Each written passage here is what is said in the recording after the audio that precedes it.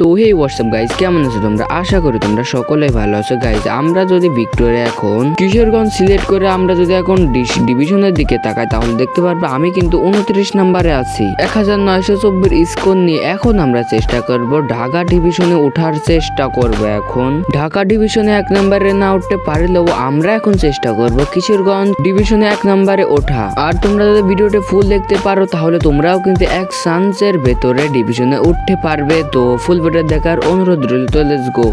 তো এখানে আমি নেমে যাওয়ার পরে ডাবল ভিক্টর সাথে সাথে পেয়ে যায়। এখন আমাদের কাজ হচ্ছে এনিমির সামনে গিয়ে একবারে ফাইটে নেমে যাওয়া, কারণ আমার কাছে কিন্তু কোনো লং এর গুলি নাই। আর আমরা এখন যথেষ্ট পরিমাণে এমো রেখে দিব, আর লাস্টের দিকে যেন আমাদের এমোর শট না পারে, যেন এমো না ফুরিয়ে যায়, সেই জন্য এখন আমি এমো লোড করে গ্রামের দিকে যখন যাচ্ছিলাম দেখি যে একটা গাড়ি চলে এসে সর্বপ্রথমের সাথে বাঁধিয়ে দিয়ে একদম জাতা মেরে দেই। একদম জাতা মারার পরে ওর গাড়িটা এখন আমার ফাটিয়ে দিয়ে লিখতে হবে। একদম জাতা মারার পর ওরে ভাই হেডও লেগছে। তো এখন এর একদম মেরে একদম উপরে পাঠিয়ে দিয়েছে আমি। এখন আমাদের কাজ হচ্ছে এইখান থেকে গাড়ি চেঞ্জ করে যখন সামনের দিকে যাচ্ছিলাম দেখতে পাচ্ছিলাম যে উপরে ম্যান রয়েছে। এইখানে কিন্তু আমার ভয় ভয় করতেছিল। এখন এর সামনে তো উঠতে গেলে মাইরে দেয়, যদি ডাবল উঠতে পারলাম না। ওইখানে আমি মারা খাওয়ার পরে নেক্সট একটা ম্যাপে চলে আসে আবারও। এইখানে আমি উঠতে যাচ্ছিলাম, মোটরসাইকেলটা ধরার জন্য পিছনতে আমাকে ড্যামেজ দেয়। তো আমার কাছে কিন্তু লং এর গুলি নেই। এখন আমাদের প্রথমত কাজ হচ্ছে ঘুরে ফিরে ডাইরেক্ট ওর কাছে গিয়ে রাশ করে দিয়া। কিরে ভাই, তো উল্টে পাল্টে চলতেছে, এইটা কোনো কথা?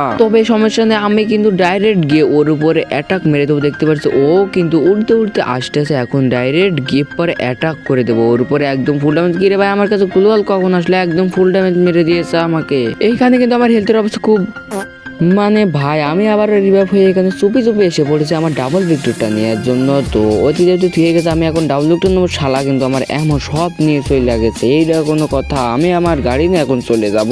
এখন আমাদের কিন্তু পুশ করলে হবে না, ডাইরেক্ট গিয়ে পরে রাশ করে দিতে হবে, কারণ আমাদের কিন্তু স্কোর লাগবে। আর তোমরা দেখতে পারছো কিনা আমি জানি না, কিন্তু আমার কিন্তু হাতে একদম এমন নাই, একদম বলতে গেলে নাই এমন, মাত্র 30টা বক্স। এখন আমি সামনে ডাইরেক্ট গিয়ে এখনই রাশ করে দেবো। কিন্তু ভাই মোটরসাইকেলটা আমি ঠিকভাবে চালাতে পারতেছি না, ও কিন্তু আমার সামনে আছে। আর আমি যেহেতু ভিডিও অন করে ফেলতেছি ফোনে কিন্তু প্রচুর পরিমাণ লাগতেছে। কিন্তু ভাই এইটা কোনো কথা?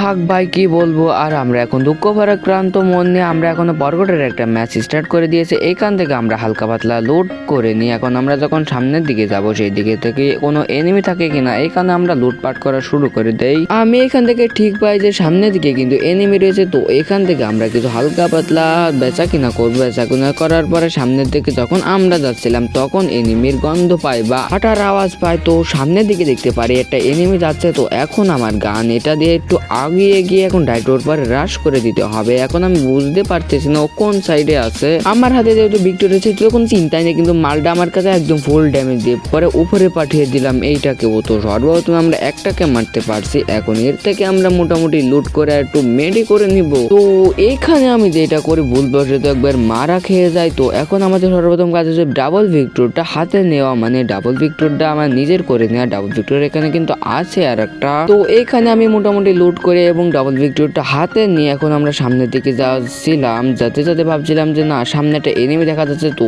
এর কিন্তু টের পারছে কিনা জানি না, আমি কিন্তু এরপর রাশ করে দেয়। এখানে কিন্তু গ্লোয়াল ফেলাই দেয়। এরপর আমি আরস ক্যারেক্টার মেরে দিয়ে পরে একদম জাতা মেরে পরে ওরে একবার উপরে পাঠিয়ে দিই। তো এখান থেকে আমাদের মোটামুটি কিছু লুট করা উচিত। এখন লুট করে যাব সামনের দিকে। তো এখন আমরা স্পাইডারম্যান গুলি রিলোড করে সামনের দিকে যাব। সামনে দেখতে পাচ্ছি একটা এনিমি রয়েছে। তো এখানে হেডশট এবং বডি শট দিয়ে একটাকে কিল করে দিয়ে সামনে কিন্তু আরো 2-3টা থাকতে পারে, সেই জন্য আমি কভারেই ছিলাম। কভারে থেকে যখন আমি বের হতেই যাব তখন দেখি ভাই এনিমিটা কিন্তু আমাদের উপরে একদমই রাশ করে দেয়। তো এখন আমি আইরস ক্যারেক্টার মেরে একদম হেডশট এবং বডি শট দিয়ে তাকেও উপরে পাঠিয়ে দিই। তো এখন দেখতে পাচ্ছ আমার কাছে কিন্তু 4টা কিল হয়ে গিয়েছে অলরেডি। তো এখন আমরা গাড়ি চেঞ্জ করে সামনের দিকে যখন যাচ্ছিলাম তখন দেখতে পারি যে সামনে থেকে একটা এনিমি নামতেছে আমাদের দিকে। তো এখানে নামার সাথে সাথে সে কিন্তু গাড়ির উপরে উঠা যায়। তো আমরা এখন গাড়ি ফাটিয়ে ওরে একদম যাতা মেরে কিল করে দিই। তো ফাইনালি আমাদের কিন্তু 5টা কিল ডান।